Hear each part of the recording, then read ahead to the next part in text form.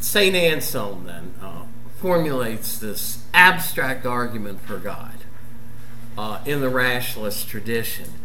He's writing maybe 1,500 years after Plato, but the argument is very much inspired by Plato's ideas, and I'll mention that exactly where that comes. But I was saying metaphysics is the branch of philosophy that deals with the nature of reality, but it has a sub-branch called ontology, which basically Aristotle called it the study of being qua being, the deep study of existence itself as an object of study. Now, so you might say, well, if they call this the ontological argument for God, then it has something to do with existence. Now, I'm going to move past this because sometimes I do Aquinas before that. He actually comes before it in this PowerPoint. So this argument is, we looked at the word a priori before, but what it means, you see the root word for the word prior, before.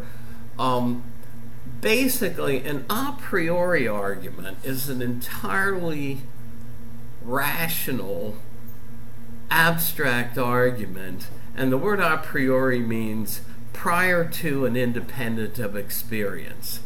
In other words, an a priori argument claims to go just from abstract concepts to a conclusion, in this case, about whether God really exists in the world. So this argument isn't based on any sense observations about the world like the design argument is. In other words, the design argument goes from what appear to be evidences of things in nature being complex enough that they function to serve various purposes, and the question is, well, were they designed like human tools, like this computer? Were they designed by a designer with a capital D to fulfill those purposes? But this goes from a concept. And so if ontos in Greek means existence or being with a capital B, what we're going from is a concept of who God is supposed to be. And again, this is God in the monotheistic tradition. Again, please put your phone away or put it up here. Oh, okay. So you're on your computer. All right. So what is the concept of God that Anselm works with? Well, think about it this way. Remember, in traditional monotheism, God is looked upon as the source of everything, as the creator of everything we experience around us, but as a being who does not come into existence because God is eternal. So if you think about God that way, you say, well, what can possibly be greater than God, as God is conceived in traditional monotheism? So this is the concept that Anselm starts with and runs with for his argument for God. He says, if we can conceive of God as a being than which none greater can be thought, in other words, it's the greatest being we can think of or conceive, then Anselm says I can show you that in order to be that being, in order to fit that concept, what fits that concept has to exist in reality and not just as a thought in people's minds, right? Now, we live in a very pluralistic society, and America is becoming more and more of a pluralistic society, right?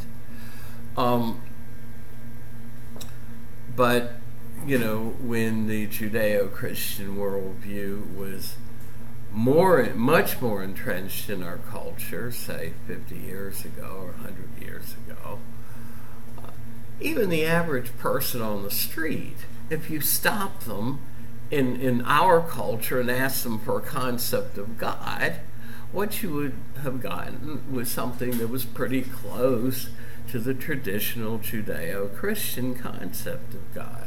Now, I understand that in a pluralistic environment like this, not everybody on the street nowadays is going to give you that. But in Anselm's day, it was much like our country was for much of its existence, that, Anselm came from, what was a Christian country. And so even if somebody is a non-believer in where Anselm lived, you could pretty much count on their having about the same concept of God as Anselm would have had, right? Now, it looks like Anselm is doing a lot of name calling here. You think if Anselm was tweeting, he'd be calling non-believers fools. You know, what is this? Yeah. Well, he's actually using the words of some verses out of the Old Testament book of Psalms. I quote them down here at the bottom of this. There's a verse that says, "The fool has said in his heart, there is no God." In other words, the person who will not acknowledge God's existence from the point of view of the Old Testament, right, of Psalms, is a fool. Okay, so basically, here Anselm is using the fool as a synonym for somebody who denies God's existence. But in a culture where Anselm was growing up in a basically Christian culture, as I said, he could depend on the fact that even if he stopped somebody randomly in the street and they said, "Well, I don't believe in God," yeah, but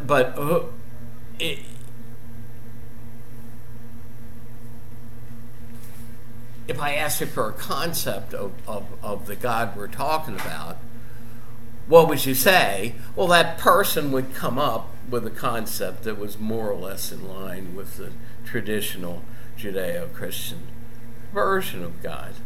So even the fool who denies God's existence, says Anselm, would nonetheless agree on the basic concept of God.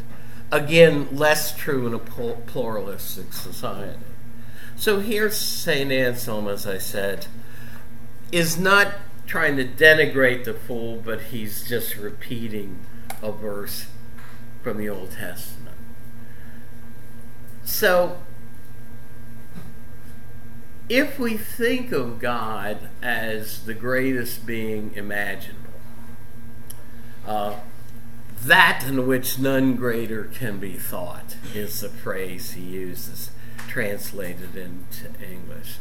Can we deny existence to a God who is such that no greater being can possibly be conceived or thought? Well, Anselm's response is no. In other words, he claims that we're going to land ourselves in contradictions if on the one hand we buy into the concept of God as the greatest being we can imagine, and on the other hand deny that that being exists. Now, remember I said this argument is motivated by Platonic views? Well, remember, for Plato,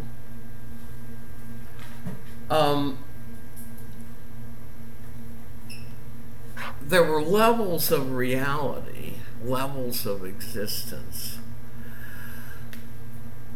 And you could say the things that were greater in existence, actually were more real for Plato, but also things that were morally greater. In other words, this world for Plato is less real than the world of the forms, and to be less than good is also to be less than real. So for Plato, for something to be great in the sense that it's also good, and he talks about the form of the good, is for it to be less than real. So what I'm getting at here is you have to kind of tie the notion of being great, of greatness, with the concept of existence. So God is the greatest being we can think of or imagine. That's the concept he starts out with. So why can't we deny existence? Well, think about it. What is someone really doing who denies the existence of God, but then again agrees on the concept of God? Well, they're saying something like this. Okay, God exists in the mind, the understanding as an abstract concept, but they're saying that God doesn't actually exist in the real world, in reality. And here remember, for Plato, an image of something is less real, but Anselm is going to try to say, well, what would be more real? An actual painting that has been painted and that exists out there in the world, or a painting before it's painted that has existence only in the mind of the painter who thinks of it? And so the answer that is understood that you're going to give here is, well, look, the painting that exists after it's painted in the real world is greater than the concept of a painting, the painting that existed only as a concept in the mind of the painter. So he says it's one thing for something to exist only as a concept, but it's another thing for it to exist in reality, and what exists in reality, the painting after it's been painted. And this is not my illustration, it's actually one that Anselm uses. The painting after it's been painted is greater than the painting as it existed just as a mental concept. So here's where we're going here is this platonically inspired principle that it's greater to exist. Remember, things that exist in this world have more reality than just images of them. Greater to exist in reality than only as a concept in the mind. So if that than which none greater can be thought existed only in the mind as a concept, like the denier of God would claim, then it would seem we could think of, at least in principle, of a greater, that is, something that existed in reality that fit that concept. But what is the concept we're working with? We're working with the concept of the greatest thing you can possibly think of, that than which none greater can be thought. So the point is, if God as that than which none greater can be thought existed only as a concept, then in principle we could think of something greater. But we can't think of anything greater than the greatest being we can think of. So that than which none greater can be thought, says Anselm, must exist in reality as well as just as a concept in the mind. So you see where we're going here, right? This basically says, well, if your concept of God is that than which none greater can be thought, the being that fits that concept, in order to qualify as that than which none greater can be thought, has to exist not only as a concept in the mind, but also in reality. Or we could think of a greater, but we can't think of any being greater than that than which none greater can be thought. Now let me stop here for a minute. I used to call this I'm not sure if I understood the implications of this. The first time I was exposed to it was not in philosophy class, wish I had, but was to the 20th century abstract logical argument, and I was exposed to it in a very technical way. But I think it took me a while to kind of understand. But my professor also gave us Anselm's version. So he said Anselm would say, well, you say you have a being of that than which none greater can be thought. You say you have a concept in your mind of that. And somebody would say yes. They say, well, does that being exist in reality for you? And if somebody says, no, I don't believe God exists, he'd say, well, whatever you've got a concept of, it isn't the concept of that than which none greater can be thought. Because to qualify as that, the being has to exist in reality, not just as a concept in the mind. So you can see where this argument is taking us, right? If God is who we're talking about as that in which none greater can be thought, then we've come to the conclusion that the God who fits that concept has to actually be around in reality and not just as a concept like the denier of God would claim. So for Anselm, the fool must admit that what is in his or her mind, in their understanding, also exists in reality. Now, let me back up for a second. So, in other words, for Anselm, it would be a contradiction for someone to, on the one hand, say, oh, okay, I'll agree with you, Anselm. If God existed, God would be the greatest being we could think of or imagine. But I don't think God exists. And Anselm would say, well, wait a second. You're contradicting yourself.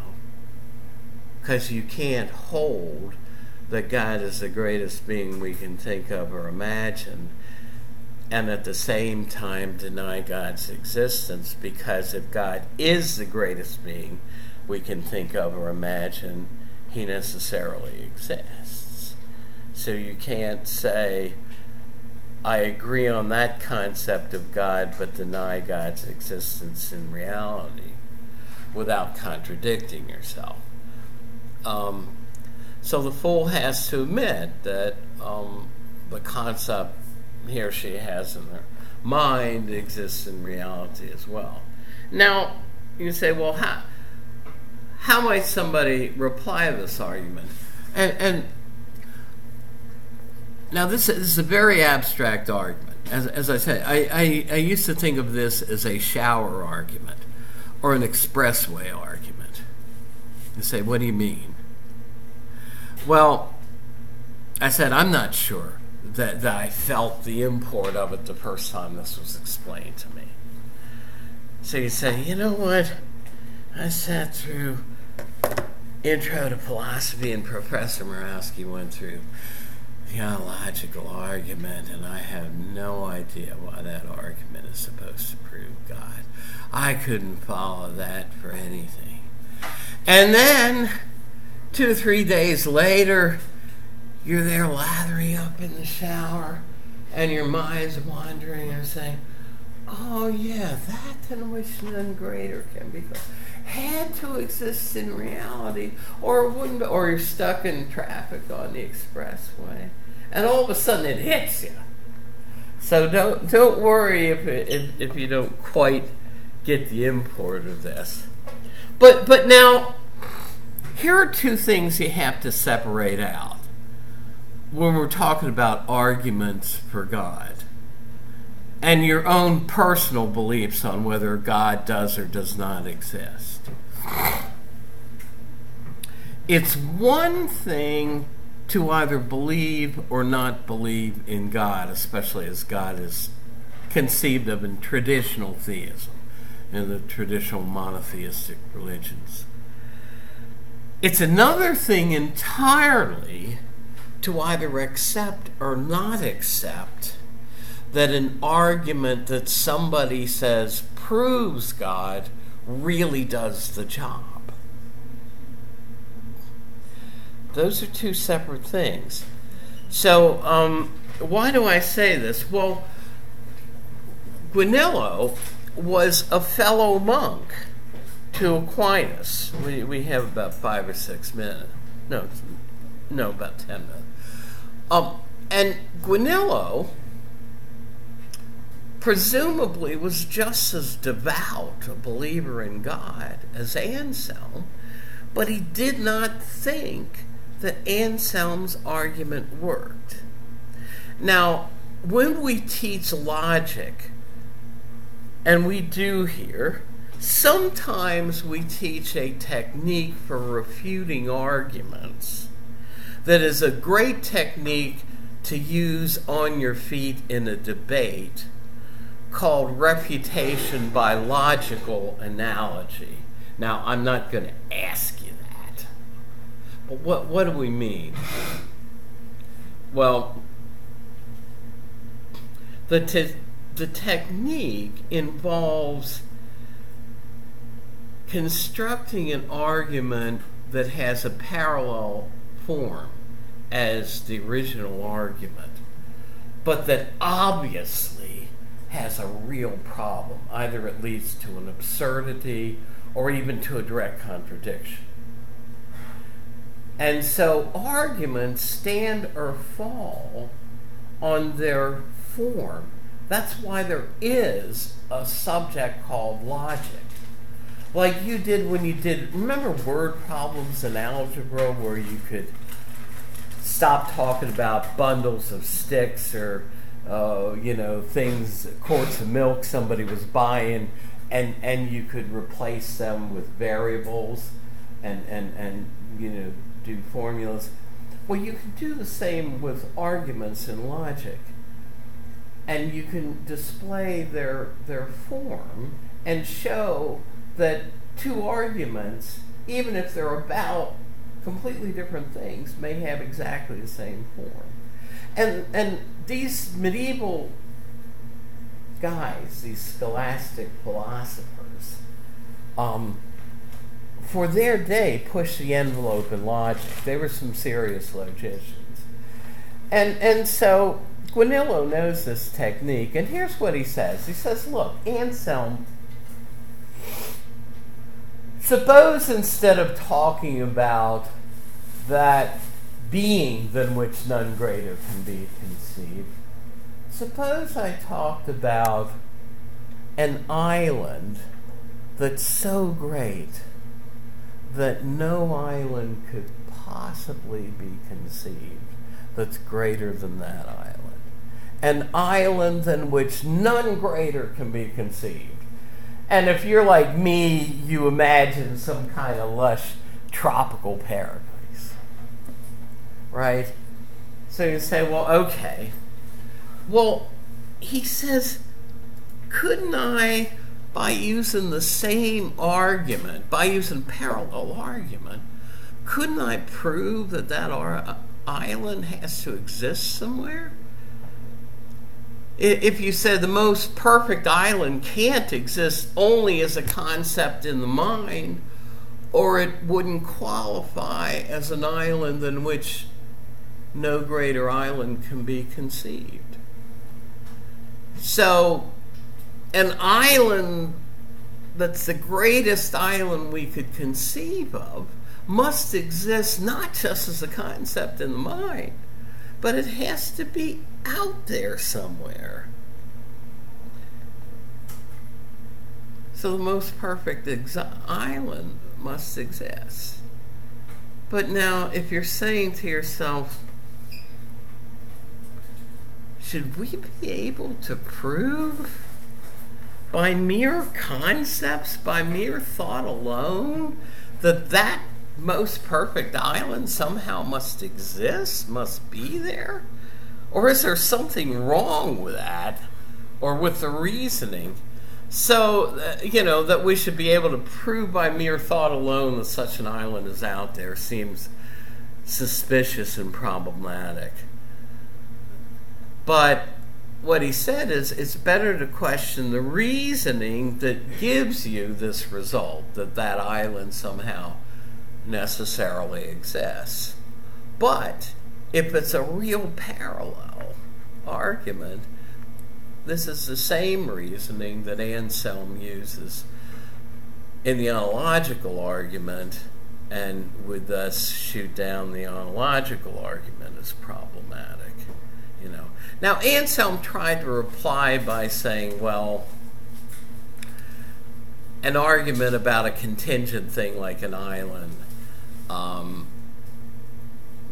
is different, that it's not a parallel argument after all, that somehow God as the most perfect being and the greatest being without qualification is different because God's existence is necessary in the way that the existence of a created thing like a perfect island isn't. And over the years, some people have thought that Anselm's reply was good, and some thought that it wasn't a good reply, and that his fellow monk might have pointed out a real problem with this argument. Descartes tries to reformulate it in a way that gets around Guanillo's objection by talking about God as the most perfect being, the sum of all perfect qualities. But again, Descartes' version, and Descartes was a rationalist philosopher in the tradition of Socrates and Plato, Descartes' version of this argument basically relies on the same kinds of Platonic principles. Now, look, if this one's hard to understand, I once started out a semester with these arguments for God, thinking I'll start the semester with something really controversial, and without having any philosophy behind them, people found this a tough row to hoe, But think about it. Why should it be easy to prove God's existence, right? Why should that? But at any rate, so I usually, if I cover them at all, cover them after people have some philosophy under their belts. So there's another version of this argument, Descartes' version, and Kant's criticisms that we're going to look at next time. Again, if you missed the roll when it was going around, be sure to get your name on it wherever it is. And so we'll see it. Again, we will go over the test on Monday, because I don't go over a partial test. I'm going to wait till both parts, the Scantron part and the essay part, are all graded, and I tell them together. Okay. So if you missed the roll, it'll be up here. Anyway, take care. See you on Friday, and we'll look at how Descartes tried to improve this argument.